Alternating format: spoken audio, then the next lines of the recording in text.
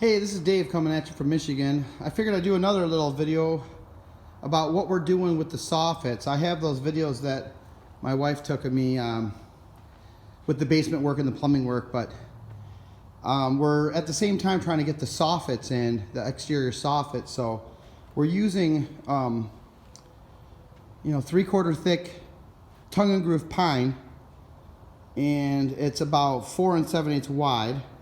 And it's basically what we're going to use for the soffits. And originally we were going to put them parallel to the wall, but I didn't like the idea of having the butt seams.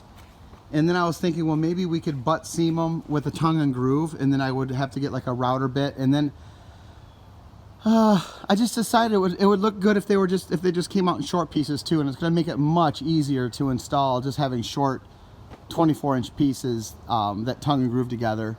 And so what we've been doing, if anyone's wondering, because I want to do things that are a little bit not the norm, I should say. I guess it's normal to put like aluminum soffit, and most of the time it's vinyl soffit with the pre-drilled vent, every third one.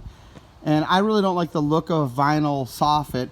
If you're going to have cement board, I'm more of like a harder material kind of guy, like wood and concrete, stone, that type of thing. So we figured that even for the soffits and with the roof and with having cultured stone at the bottom, we decided to stain it. Well, I'll show you what we stained it with. And my wife and I, it's like one of those stains that when you see it, you just like, okay, that's the one we both like. But yeah, we're getting ready to do this, but we wanted to stain them and then put the urethane on. So I'll talk about that. I'll go inside and show you what we've been doing here. So we still have a decent amount. I ordered a lot of it. It's amazing how I did the calculations pretty close. I added 10% because there are going to be some weird mitered cuts on the edges and stuff like that, but we didn't want to stain it all. First of all, we don't have enough room in the house to do it all. I'll show you what we've been doing. So here's a good example.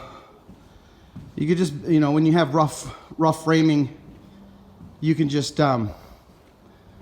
build sawhorses, and we just ran long board, put a little leg here, braced it on this wall, just nail a 2x4 along the wall, and 5 minutes later you have a huge sawhorse. Anyways, we went with a color called black walnut, and it's like, have you ever seen a color or an idea or anything and you're just like, yes! Well, that's how this was, so we went with it. So these have just been stained. It's just, what we've been doing is you just dip a rag in stain, lather it on pretty good. Not too liberal, but not too conservative, either. Wow, it's almost sound like I'm talking about politics. No, you just put it on like in the middle, and then you just basically let it sit there. So what we did is we would put it on this one, let that sit while we're finishing staining this one. Once this one's finished, we would back wipe this one and then stain the next one, back wipe this one. So the stain was sitting on each board for about 5 to 10 minutes. So, they say the longer the stain sits on, the darker it gets, and there's some truth to that. But we basically followed it pretty close. So then what you do after you put the stain on it, let it dry for at least 24 hours, because we picked an oil base. And this right here is the stain with 1 coat of urethane, which it just really looks nice. And you can see some of it is a little rough, and you can actually take some wire wool or even some fine sandpaper, like 120 grit, but I'm almost wanting to go with more of the rough look, because some of the knot will pop out a little bit, but it's still going to be a little bit rough to it. And it's just a soffit, so I really feel that just the urethane, because we went with a satin oil-based urethane. It's called Marine Spar, that's the brand, satin urethane. So if anyone's, not really confident or not knowing what to do when it comes to staining wood, or they're trying to do the same thing I am with the soffit, which I highly recommend. It's going to look beautiful over that. And we're also doing that under our porch. But anyways, basically it's rough pine. We didn't really, now if this was for furniture or a flooring or something like that, you would definitely want to, there'd be some sandpaper involved. There'd be some, you know, making sure all the dust is out of the house. You know, there would be a lot more careful preparation. But like I said, this is exterior soffit. We did sweep the house the best we could, but the floors are still kind of dirty and the wind's been blowing. It's like, what we've been doing is every time we go to stain or urethane a board, we have a little whisk broom that we just broom it off. We're not pre-sanding any boards or any of that.